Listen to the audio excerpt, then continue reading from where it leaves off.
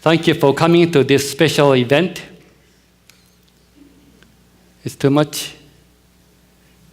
Maybe it's from various places, including Japan, England, New York, New Jersey, Pennsylvania, Florida, and Colorado, Spain, North Carolina, of course, California. Welcome.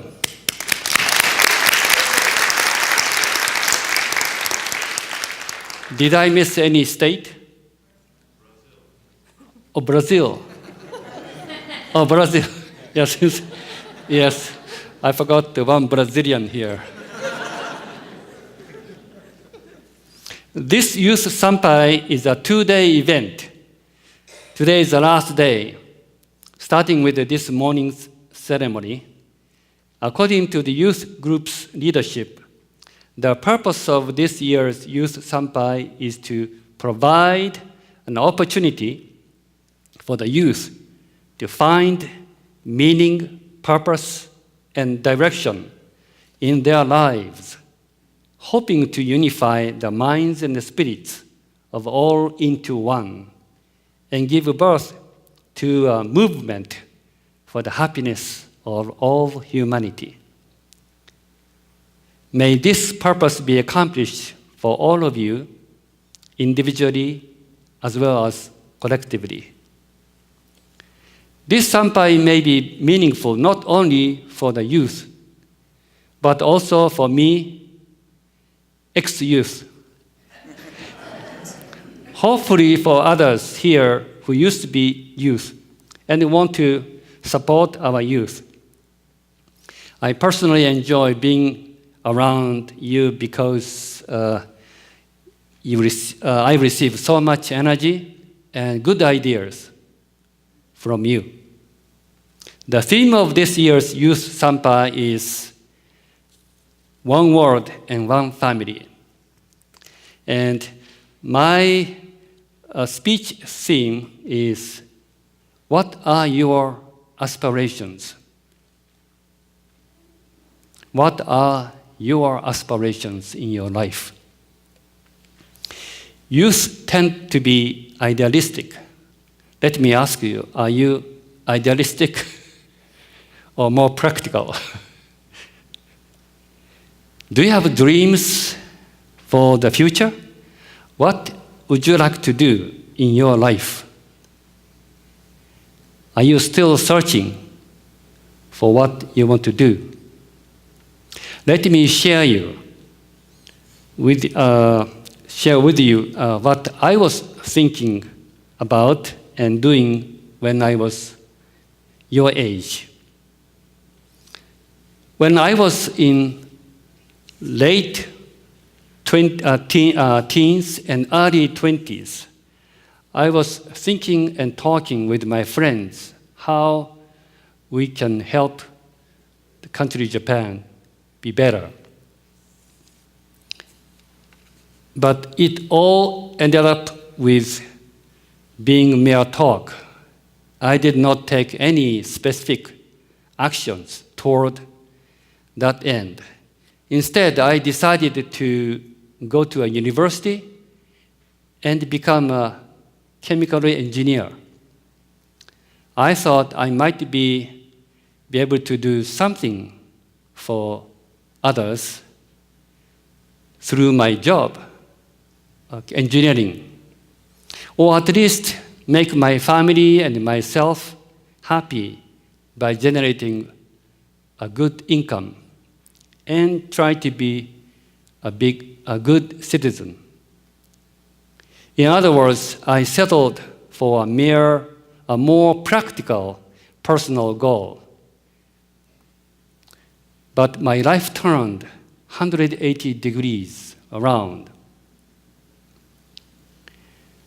Through my father's death, he died after a 3-year struggle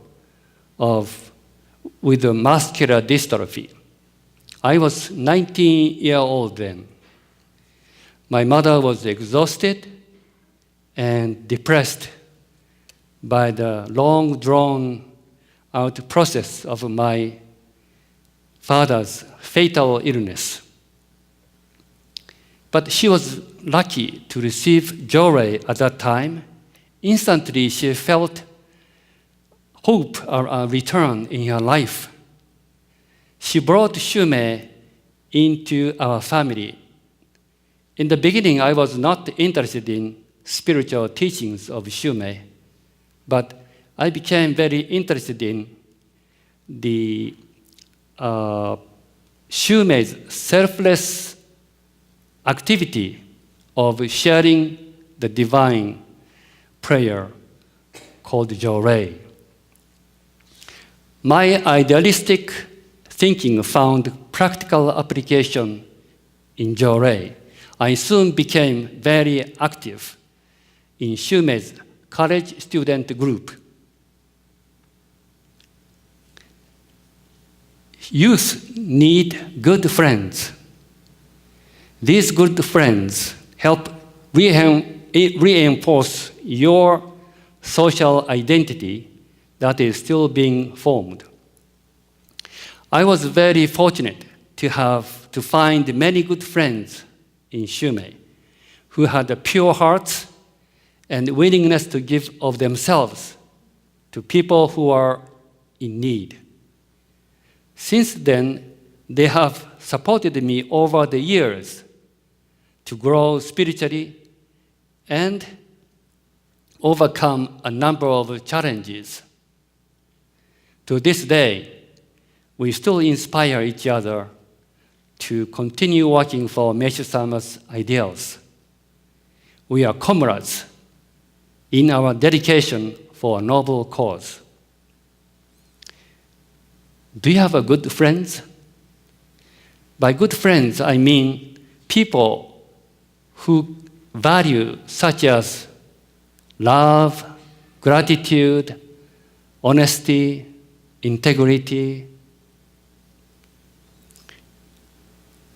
By hanging around such good people, you can receive positive energy and opportunities to grow. It is your right and responsibility to choose good friends. What kind of people you spend time with is very important.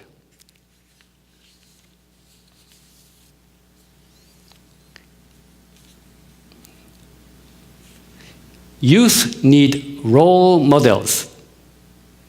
I'm fortunate to have had many role models in my life whom I admired and could learn from. One of them was Kaishu-sama, the first president of Shumei. When she first introduced Meishu-sama's teachings on the purpose of life, my spirit trembled and was uplifted. Let me read that teaching Kaishu-sama read for me and for us. What is God's purpose in this world? It is to make an ideal world, to create a paradise on earth. God gives each individual a unique mission in this world. He gives them special characteristics and special talents. He gives them physical existence and takes it away again. He makes us all move ever forward towards the ideal object of eternity. Good and evil, war and peace, destruction and creation. All of these are processes necessary for this ongoing evolution. I don't know how you feel when you read this teaching for the first time. For me, it was as if I had been living spending my whole life in a small house. And suddenly, Kaishu-sama came in, and then she said, "What are you doing? Come with me." And I was pulled outside of the house, small house. "Eugene, look at the sky. This is the world." "Oh, really?" "This is the sky. I didn't know. I was living in my whole life in a small house looking at the ceiling. But this is, wow, beautiful." That kind of feeling. I was so happy at finding the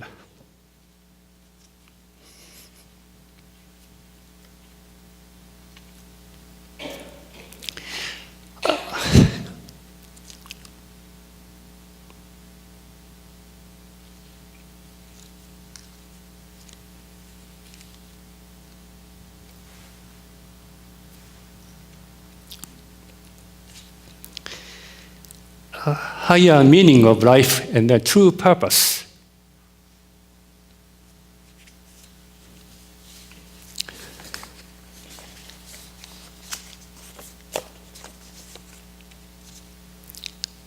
Don't misunderstand that. I was not a miserable person. I was very content. I thought I was doing good at school. Good grades and good company was waiting for me, good family. I was totally satisfied. But I didn't know the true meaning of life and my purpose on earth.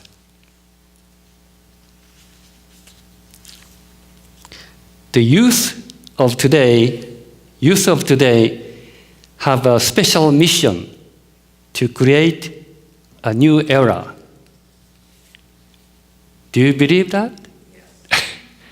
Youth of today have a special mission to create a new era. Please look at this program today, and ceremony of the century. Aaron, could you read loud the meaning, the translation? You have a good voice. I know Sheila has a good voice, but I need a microphone. Okay. Okay, the meaning of this poem, 3 poems. How long can this world created by God remain in darkness? Light descends into the dark, illuminating every corner of the earth. Mysterious. Words cannot fully express God's grand design. Thank you. This Meishu-sama gives us the poems. Each day we have Sampai twice a day.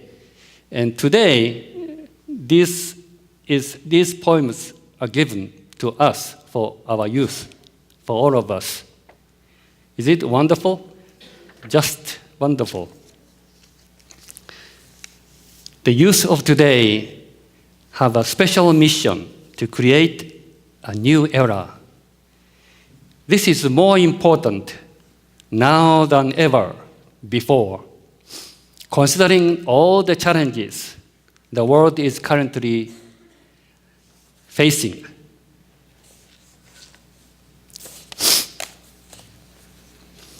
Here I'd like to share a story of one visionary teacher and his fervent students who contributed to a profound transformation of Japan. The teacher's name was Shoin Yoshida, who lived from 1830 to 1859. He was executed at age 29. Although his life was very short, but incredible contribution he made to whole Japan. Shoin was a visionary teacher who inspired his students to dedicate their lives to a higher purpose. His private academy was called Shoka Sonjuku in Yamaguchi, Japan. Shoin and his students are all young, in their teens and 20s,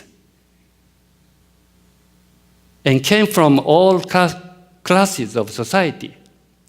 Shoin refused to be called a teacher, and therefore he himself studied alongside his students.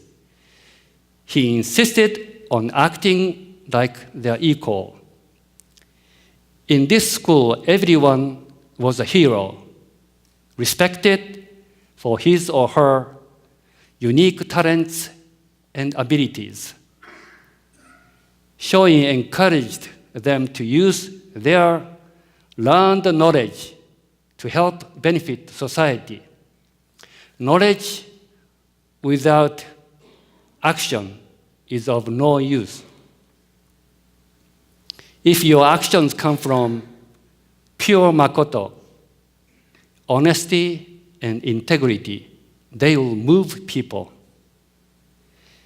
In the mid-1800s, Japan was at a critical time in its history, being threatened by mighty Western countries. Yet, Japan was still living in an outdated feudal social system, the samurai, like a Last Samurai movie. Shoin and his students, as well as many selfless youths, inspired each other and helped transform Japan into a modern society. This miraculous historical period is called the Meiji Restoration. Japan was able to go through this transformation with relatively little turmoil, which is a miracle. This transformation was supported by a great many fearless young people like Shoin and his students. Youth, you are youth. Youth have the power to bring about a change in present society. Do you believe you have such power? Yes, thank you. She believes. Let me tell you why I think so. You have an unstoppable passion. Do you? Sometimes you become so passionate, and sometimes, it's out of the place. Or sometimes you're not so naive. That's good. That's how it used to be. You want to see, hear, do things right away. You don't want to wait till later. You are fresh and inexperienced. I'm not insulting you. I'm praising you. Being inexperienced. Unlike us older people, you don't have so much to lose, such as possessions, family, and social status. You are free to take risks. So don't worry of making mistakes and failure. The failure indeed helps you most. When I talk about the failure in the podium, people listen. You are not interested in my success. The people are interested in how failure made you as now. You are not bound by established beliefs or conventional wisdom. You don't know why things are the way they are. That's fine. Like Jonathan Livingston Seagull, you may believe that nothing is impossible. That's youth.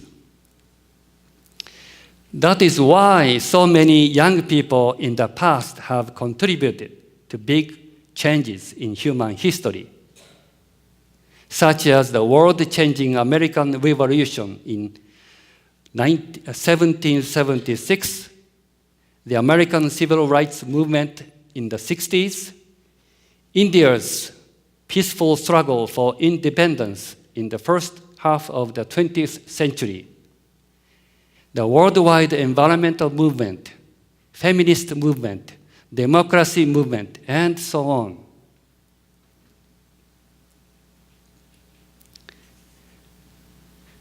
But compared to the youth in the past, the present now, the current youth, you have a very special skill, internet. This skill we didn't have. So you are very good at, if you use wisely for good, you can get connected, bonded, and then inspired. You can bring the world close. You can bring people together for good. So now it is your turn to take action. But I have one advice. Do you think change can be accomplished through violence? Do you think things will change by demonizing those who think differently than you? What is the best way to change people's hearts and minds? Meishu-sama says that significant change must first occur in the spiritual world. This is the law of spiritual precedence. What the world needs most at this time is a spiritual revolution. As Albert Einstein said, you can never solve a problem on the level on which it was created. Yes, you must first approach world problems from a higher level before tackling them on a lower level. We must open people's hearts and minds. If we approach the world's problems with loving hearts and great intelligence, then maybe things will improve. As you may have noticed, human society is divided sharply on a great many vital issues. Nobody seems to be listening to those who think differently than them. There is too much anger, intolerance, and not enough courtesy and patience. We need to listen to our opponents with respect and civility. Without listening to each other and trying to understand other people's point of view, how can we manage to cooperate with each other? Can anything significant be accomplished by hostility?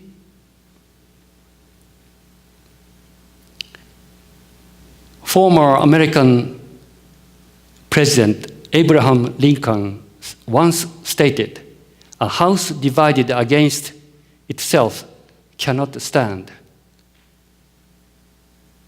Similarly, a world divided against itself cannot stand.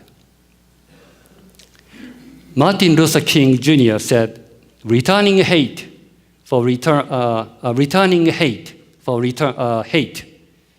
multiplies hate, adding deeper darkness to a night already devoid of stars." Darkness cannot drive out darkness. Only light can do that. Hate cannot drive out hate. Only love can do that. These are wise words indeed. Shumei's mission is to help create heaven on earth by fostering happiness and harmony for all. Would you like to help make this happen? Did you know that the famous civil rights leader Martin Luther King Jr. began his work while still a young person like you? He was just 25 years old. The same was true for Nelson Mandela. He began his civil rights work in his 20s. Don't let your young age stop you from accomplishing something great. But to do so with peace, harmony, and wisdom. In other words, no hatred, anger, or violence. Thank you again for being born at this particular moment in time.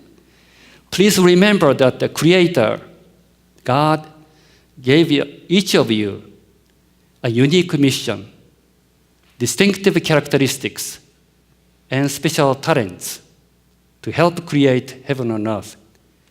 You are special, talented, and divine. May you be successful with this great task. Thank you.